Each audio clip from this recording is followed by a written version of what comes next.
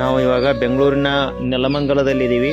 ಇಲ್ಲಿ ಒಂದು ವಿಶೇಷವಾದಂಥ ಗೋಶಾಲೆಯಲ್ಲಿ ಸುಮಾರು ಒಂದು 20 ಜನರಿಗೆ ಮಲೆನಾಡ ಗೆಡ್ಡ ಈ ಗೋವು ಮತ್ತು ನಂದಿಯನ್ನು ವಿತರಣೆ ಮಾಡುವಂಥ ವಿಶೇಷ ಕಾರ್ಯಕ್ರಮ.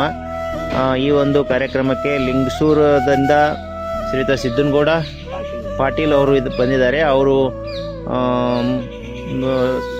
BSc ಅಗ್ರಿ ಮಾಡಿದ್ದಾರೆ ಮತ್ತು MSc ಅಗ್ರಿ ಮಾಡಿ ಒಂದು ಮೈಕೋ ಕಂಪ್ನಿಯಲ್ಲಿ ಅವ್ರು ಕೆಲಸ ಮಾಡ್ತಾಯಿದ್ರು.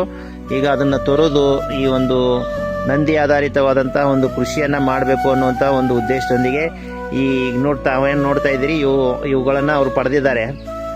ವಿಶೇಷವಾಗಿ ಒಂದು ನಂದಿ ಇದೆ, ಒಂದು ಗೋವು ಇದೆ. ಈಗ ಅವರು ಕೃಷಿಯಲ್ಲಿ ಬಳಕೆ ಮಾಡಿ ಇತರರಿಗೂ ಕೂಡ ಈ ವಿಚಾರವನ್ನು ತಿಳಿಸಿ ಹೆಚ್ಚಿನ ಜನರು ಇದರ ಆಧಾರಿತವಾದಂಥ ಕೃಷಿ ಮಾಡಬೇಕು ಅಂತೇಳಿ ತಿಳಿಸೋರಿದ್ದಾರೆ. ನಾವು ಇಲ್ಲಿ ನಂದಿ ಸೇನೆ ಅನ್ನುವಂತಹ ಒಂದು ಸಂಘಟನೆಗೆ ಚಾಲನೆಯನ್ನು ಕೂಡ ನೀಡಿದ್ದೀವಿ. ಅವರಿಗೆ ಒಂದು ನಂದಿ ಸೇನೆ ಅನ್ನುವಂಥ ಇರುವಂಥ ಒಂದು ಟೋಪಿಯನ್ನು ಹಾಕಿ, ಅದೇ ರೀತಿ ಸಂತರ ನಂತರದ ಒಂದು ಸ್ಥಾನವನ್ನು ನೀಡಿ ಅವರಿಗೆ ಒಂದು ಟವಲನ್ನು ಕೂಡ ಕಾಸಿ ಕೆಂಪು ಬಣ್ಣದ ಟವಲನ್ನು ಹಾಕಿ ಅವರಿಗೆ ಸತ್ಕಾರವನ್ನು ಮಾಡಲಾಗಿದೆ. ಈಗ ಅವರು ಈ ಒಂದು ಅಭಿಯಾನದ ಕುರಿತು ತಮ್ಮ ಅನಿಸಿಕೆಯನ್ನು ಹಂಚಿಕೊಳ್ಳಲಿದ್ದಾರೆ. ದಯವಿಟ್ಟು ಕೇಳಿ. ಎಲ್ಲರಿಗೂ ನಮಸ್ಕಾರಗಳು. ಕೋಟಿ ವಿದ್ಯೆಗಳಲ್ಲಿ ಮೇಟಿ ವಿದ್ಯೆಯ ಮೇಲೂ ಮೇಟಿಯಿಂದಲ್ಲದೆ ರಾಟಿ ನಡೆದುದಲ್ಲದೆ ದೇಶದ ಆಟವೇ ಕೆಡುಕು ನೋಡ ಸರ್ವಜ್ಞ ಅಂತ ಸರ್ವಜ್ಞರು ಹೇಳಿದ ಹಾಗೆ ನಾನು ಇವತ್ತು ಕೃಷಿ ಆಶ್ರಮ ಅಭಿಯಾನ ಮತ್ತು ಜೋಡಿ ಮಲೆನಾಡು ಗಿಡ್ಡ ಕರುಗಳ ಒಂದು ಹೋರಿ ಮತ್ತು ಒಂದು ಕರುವಿನ ಅಭಿಯಾನದಲ್ಲಿ ಪಾಲ್ಗೊಂಡಿದ್ದೆ. ಬೆಂಗಳೂರಿನಲ್ಲಿಗೆ ಬಂದಿದ್ದೆ.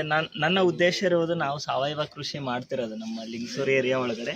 ಹಾಗಾಗಿ ಈ ಹಸುಗಳು ನಮಗೆ ಇದರ ಸಗಣಿ ಮತ್ತು ಗೋಮೂತ್ರದಿಂದ ನಮ್ಮ ಸಾವಯವ ಕೃಷಿಗನ ಸಹಾಯ ಆಗುತ್ತಂತ, ಗೋ ಸೇವೆನೂ ಮಾಡಿದಂಗೆ ಆಗುತ್ತೆ ಅಂತೇಳಿ ನಾವು ತೊಗೊಂಡು ಹೋಗ್ತಿದ್ವಿ. ಆ್ಯಕ್ಚುಲಿ ಎಲ್ಲರೂ ಗೋಗಳನ್ನು ಸಾಕ್ಬೇಕು, ಯಾಕಂತಂದ್ರೆ ಗೋ ಸಂತತಿ ಅಳಿವಿನಂಚಿನಲ್ಲಿದೆ. ಆದ್ದರಿಂದ ಬಿರಾದರ್ ಸರ್ನ ನೋಡಿ ನಮಗೆ ಖುಷಿ ಆಯಿತು. ಯಾಕಂತಂದ್ರೆ ಈ ಅಭಿಯಾನದಲ್ಲಿ ನಾನು ಒಂದು ಭಾಗಿಯಾದನಲ್ಲ ಅನ್ನೋದೊಂದು ತೃಪ್ತಿ ಮನಸ್ಸಿನೊಳಗಡೆ ಇದೆ ಸರ್. ಇದೊಂದು ಮಾತಾಡೋಕ್ಕೆ ಅವಕಾಶ ಕೊಟ್ಟಿದ್ದಕ್ಕೆ ಧನ್ಯವಾದಗಳು ಸರ್. ಧನ್ಯವಾದಗಳು. ತಾವೇನು ಈ ಒಂದು ನಂದಿ ಆಧಾರಿತ ಕೃಷಿಯಲ್ಲಿ ಒಂದು ಸ್ಟೆಪ್ಪನ್ನು ಇಡ್ತಾ ಇದ್ದೀರಿ, ಅದರಲ್ಲಿ ಖಂಡಿತ ಯಶಸ್ವಿ ಆಗಲಿ ತಮಗೆ ಅನ್ನುವಂಥ ಒಂದು ಮಾತನ್ನು ಹೇಳ್ತಾ ಇದ್ದೀನಿ. ಧನ್ಯವಾದಗಳು.